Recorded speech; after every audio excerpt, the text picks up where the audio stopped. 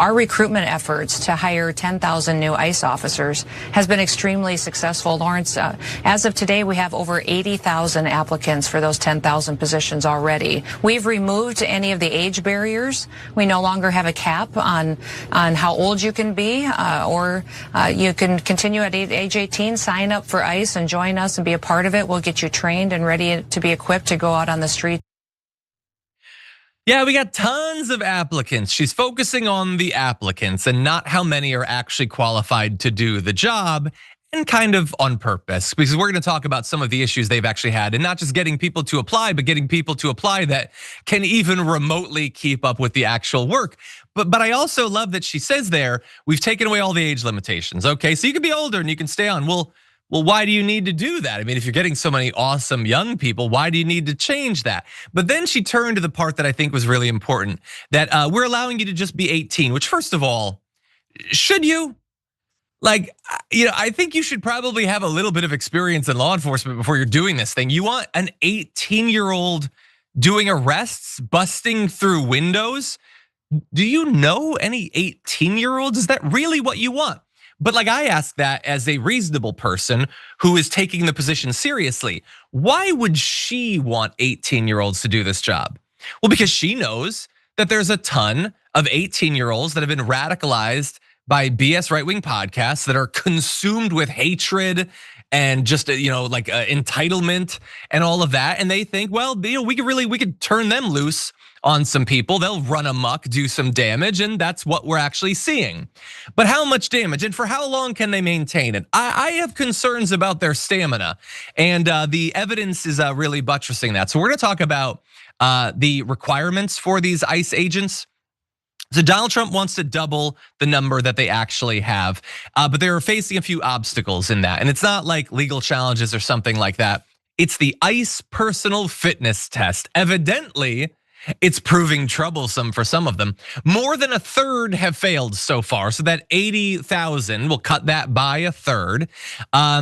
So to pass, recruits must do 15 push-ups and 32 sit-ups and run 1.5 miles in 14 minutes. Now, I'm not gonna say that that's nothing.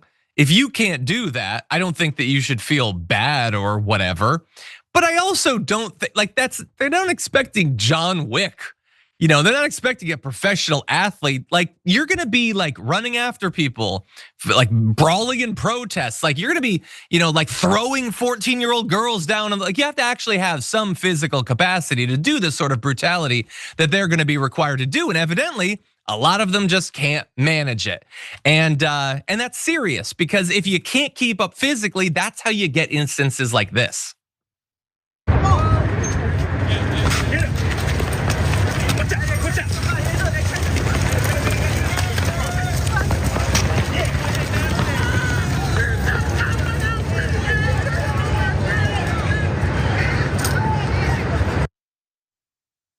I think that is just so, that's amazing. So I'm gonna say, I know that a lot of people have seen that video, and the thing they focus on is the fact that they're not fast enough to chase him down, like the physical thing, which is what this represents. But that's not the part of that video that stood out to me. The part that's always stood out to me is that they're not intelligent enough to lead their target. They all run directly where he's at that moment. And so they all end up like following him like a line of baby ducks. If they'd cut him off in the very beginning, they could have easily gotten the guy. So it's not that they don't have the cardio or the leg strength.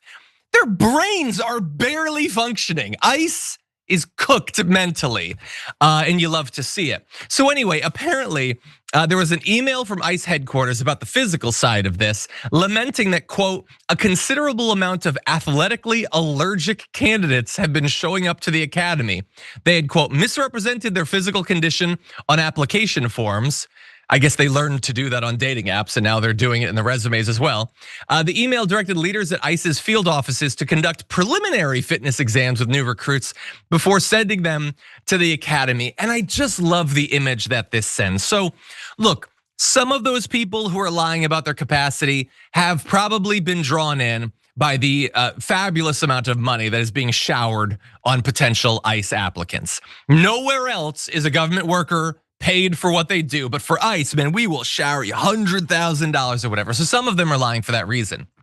But also, you know that America is full of racist ass guys who see themselves as like, blonde haired Aryan defenders of the homeland.